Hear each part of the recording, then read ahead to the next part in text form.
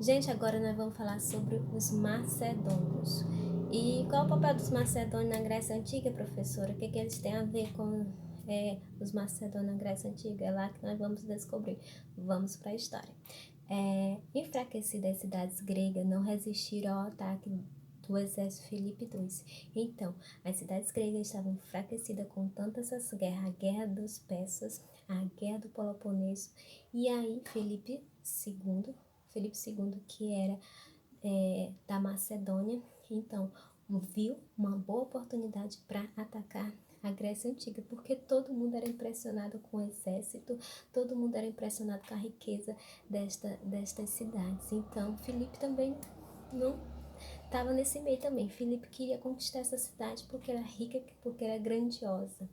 Então, e aí o exército dele se uniu com o exército e vamos atacar Grécia. E aí eles conseguiram conquistar a Grécia, porque a Grécia estava muito enfraquecida por causa das guerras, por causa dos conflitos também internos. Então, foi uma boa oportunidade para o Filipe II. E aí Filipe II vai governar por um bom tempo. Quando ele morre, deixa seu filho Alexandre o Grande, né? Vocês já assistiram o filme do Alexandre o Grande? É muito bom o filme, retrata muito bem a cidade da Grécia e a aventura dele também. É excelente filme para assistir, viu? Mas vamos lá. Então, o que foi que aconteceu? Alexandre foi discípulo de Aristóteles, aí a gente já vê. Alexandre, ele já vê que ele já estava voltado para o conhecimento, né? Aristóteles ensinou muitas coisas boas de conhecimento, de educação para Alexandre. E era dono de uma formação intelectual e militar. Desde pequeno, ele já tinha essa formação intelectual e militar, já estava se preparando para ser um bom soldado, um bom guerreiro, porque ele também já sabia os objetivos dele. O meu objetivo é conquistar território, o meu objetivo é conquistar riqueza, então eu vou me preparar desde pequeno para isso. E ele se preparou muito bem e conquistou e organizou o maior império que já se viu ele, o Império de Alexandre. Quando Alexandre começou a governar na Grécia, ele conquistou 3 continentes, gente. Vocês sabem o que é isso? A dimensão de tudo isso é muito grande. Ele conquistou o Egito na África, conquistou a Tárcia na Europa e a Índia na Ásia. São 3 continentes. Tudo isso ao Império de Alexandre. E aí, o que mais, gente? A gente pode falar sobre este grande imperador. Alexandre foi um político habilidoso, respeitou as tradições. Quando a gente fala em político habilidoso, aí a gente vê, né? O que foi que ele fez para ser tão habilidoso? Ele respeitou as tradições religiosas, né? Dos povos conquistados. Quer dizer que ele não ia mexer com aquele outro povo persa, por exemplo, os, é, os jônicos, vários tipos de povos que moravam na Grécia. Então, ele não ia mexer naquela população que tinha outra língua, que tinha outro Deus. Não, você pode cultuar seu Deus, sua religião, você pode ficar vivendo aqui desse jeito, mas você tem que respeitar algumas leis. Então, ele não mexia nos estrangeiros, vamos dizer isso. E o que mais?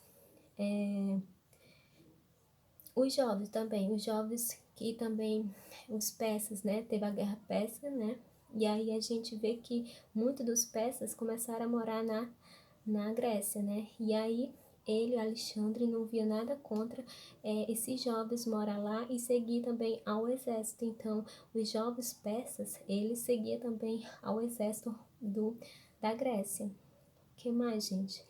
E estimulou o casamento entre as orientais, mulheres de outros países, né? Que ele mesmo casou com uma oriental de outro país. Então, ele não tinha esse preconceito, ele não tinha essa raiva contra as outras culturas. Pelo contrário, ele queria era socializar mais cultura ainda, que ele era muito voltado à questão do conhecimento, né? Cada povo tem um conhecimento, tem uma cultura, tem uma vida diferente, né? Tem uns costumes diferentes. O que Alexandre quer fazer com tudo isso é ampliar cada vez mais essa cultura, é uma troca de cultura, né? Para ele. Por isso que ele foi tão habilidoso, um político tão habilidoso. Ele não mexeu nos outros povos, nos costumes, na cultura, nos deuses. É por isso que não houve muita guerra na na Grécia, no comando de Alexandre. Porque se o imperador vai mexer com outro povo, né, uma maneira dele viver, aí a população, essa população ela vai ficar revoltada. Se ela ficar revoltada, ela vai fazer algum conflito, ela vai fazer, mesmo que ela morra, mesmo que ela perda tudo, mas elas vão fazer alguma reivindicação. Estão entendendo? E nós temos o helenismo. O que é isso, professora? Que nome esquisito é esse que eu nunca nem ouvi falar? Esse nome ele vem dos antigos, viu?